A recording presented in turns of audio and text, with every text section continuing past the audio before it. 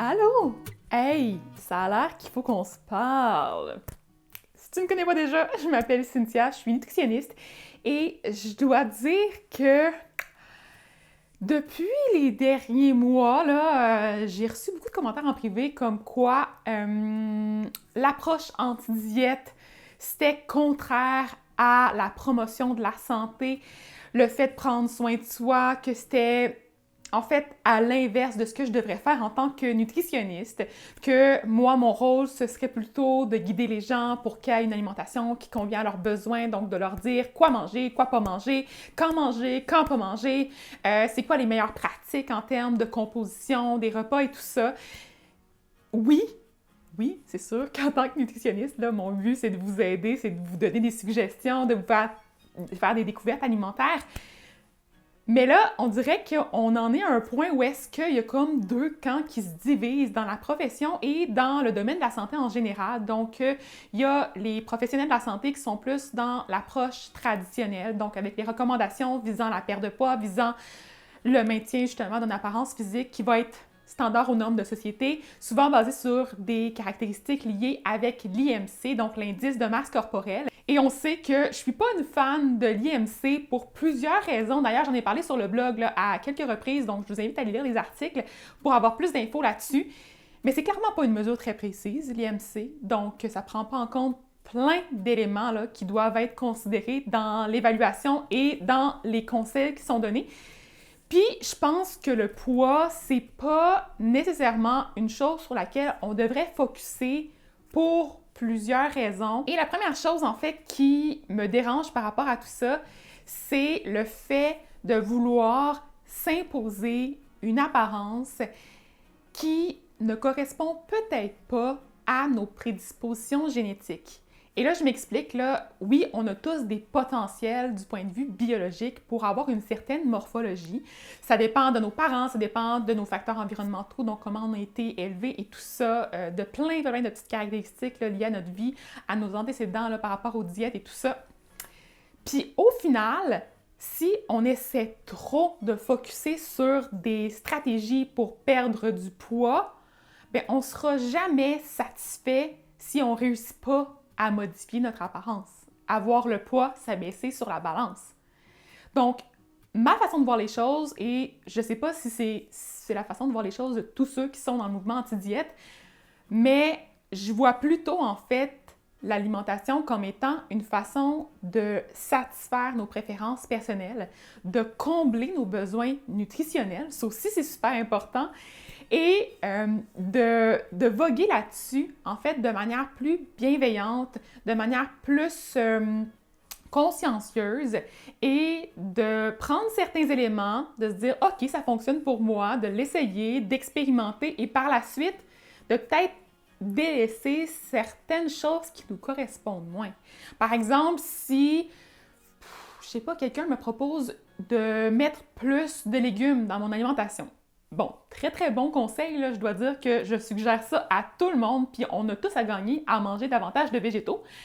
Mais si moi, par exemple, je veux faire ça, puis que je me force à manger tout le temps des brocolis avec mes repas parce que c'est ce que X personne m'a dit, puis c'est ce que X personne fait dans ses stories Instagram, puis que lui, il a une shape qui a vraiment l'air très belle, puis là, je veux ressembler à ça, mais je serai jamais heureuse dans tout ça. Ça va toujours être lourd, de se forcer à manger ça, de zéro à être satisfait.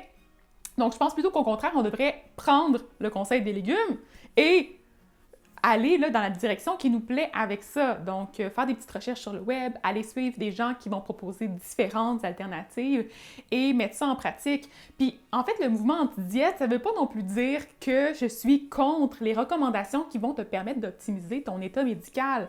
Si, par exemple, tu as été voir le médecin, puis tu as du diabète, puis que là, tu dois prendre de l'insuline, puis qu'il y a une façon, là, du point de vue alimentaire, de ne pas avoir à prendre de l'insuline, oui, on va opter pour ça en premier, c'est clair. Donc, les nutritionnistes sont les mieux formés là, pour pouvoir te venir en aide de ce côté-là, puis elles vont pouvoir te donner les conseils qui vont être adaptables, donc selon tes objectifs à toi, ta condition, ta situation biologique. Et c'est là que tu vas réussir, en fait, même avec du soutien de leur part sur le long terme, à maintenir tes acquis pendant plusieurs années et à optimiser ta santé, sans même focusser sur le poids en tant que tel. On peut focusser sur les glycémies dans ce cas-là, on peut focusser sur tes sentiments au cours de la journée. Donc, est-ce que tu ressens justement les symptômes d'hypoglycémie dans le cas des diabétiques? Souvent, on peut ressentir ça. Bien là, si c'est le cas, on va s'assurer que tes apports en sucre au cours de la journée, donc les glucides, ils vont être constants. C'est des petites façons de faire qui vont être vraiment plus agréables à mettre en application si tu focuses moins sur ton poids, mais plutôt sur d'autres caractéristiques de bien-être. Puis c'est la même chose pour plein d'autres situations. Là. Si, par exemple, tu as une maladie cœliaque, que tu dois cesser de prendre du gluten, bien sûr qu'on va t'enseigner comment faire pour mettre ça en application. Même chose pour les allergies alimentaires là, à d'autres ingrédients. Même chose pour les gens qui ont des problèmes de reins, des troubles au niveau hormonal, qui ont différentes situations là, plus précises ou qui ont des habitudes alimentaires qui demandent l'incorporation de certains ingrédients qui ont des teneurs plus élevées en certains nutriments, là, par exemple le végétalisme et la vitamine B12.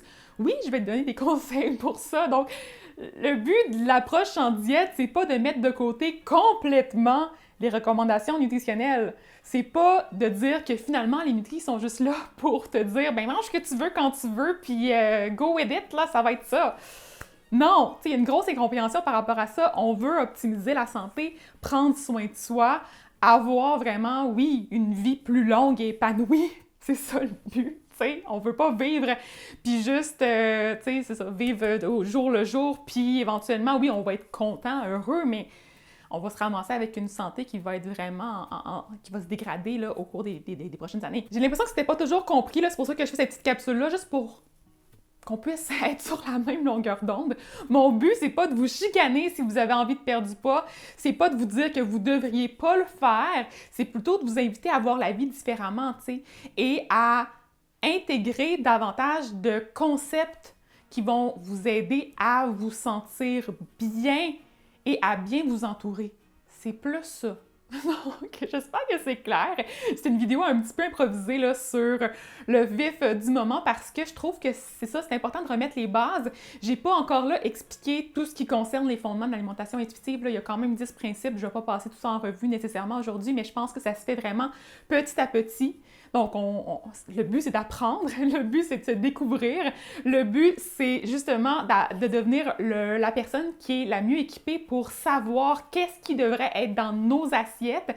Et moi, je peux pas, là, je le dis souvent, là, moi, je suis pas bien placée pour te dire ce que tu devrais manger ni la quantité qui devrait se trouver dans ton repas.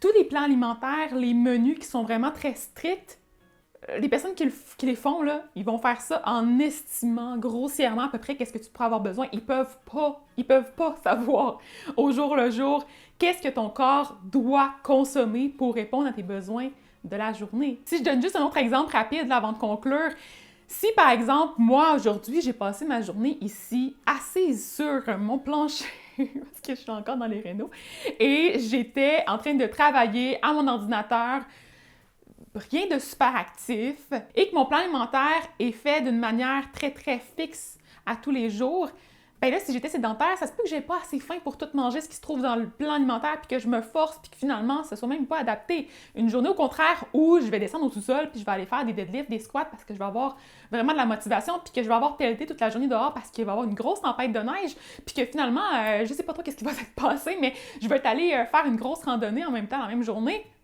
Crime! Là, ça se peut que je prenne 10 collations dans ma journée parce que j'ai tout le temps faim, puis ça, c'est normal, parce que mon corps a besoin de davantage d'énergie. Cette journée-là, peut-être que j'ai plus mes menstruations, là.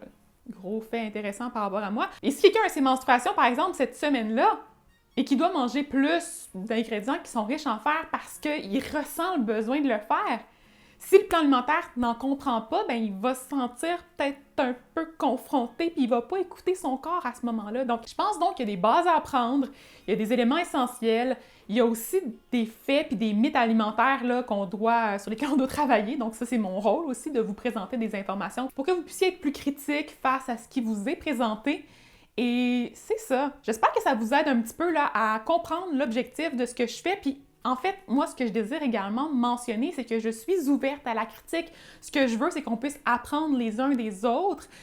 Je suis pas en faveur des objectifs de perdre de poids, mais si tu perds du poids au cours du processus, je vais pas te chicaner, là, tu sais, puis c'est pas négatif non plus. Donc, puis si toi, t'as envie de perdre du poids, t'as le droit aussi. Je sais qu'il y a du monde qui me contacte en privé puis qui me disent « mais je suis vraiment gênée de te dire, mais moi, j'ai vraiment envie de perdre du poids, tu sais. » La question à te poser, c'est vraiment « pourquoi est-ce que tu veux perdre du poids? » Puis, est-ce que t'as l'impression de le faire pour les bonnes raisons, pour toi? Réfléchis à ta situation à toi puis essaie de mettre un petit peu des œillères vis-à-vis de ce que les autres peuvent penser. Je t'invite également à aller écouter mes épisodes de podcast qui ont été réalisés en collaboration avec Natacha qui nous a parlé de son expérience avec Weight Watchers, certaines diètes ainsi que les troubles alimentaires. Je trouve que ça complète bien tout ça et ça va vous permettre un petit peu de mettre des mots sur peut-être des sentiments que vous ressentez à travers votre quotidien et qui sont peut-être des signes qu'il y a quelque chose qui cloche. D'ailleurs, j'ai aussi une vidéo sur ma chaîne avec des vérités concernant les troubles alimentaires. Ça aussi, c'est super important. Et s'il y a d'autres questions là, qui demeurent en suspens dans vos têtes, n'hésitez pas à me les poser. Je vais revenir là-dessus, c'est clair. Donc, voilà! Merci encore pour ton écoute et abonne-toi à la chaîne si ce n'est pas déjà fait. Mets un petit pouce en l'air si tu as aimé ça, si ça a été constructif pour toi. Et on se reparle plus tard. Bye!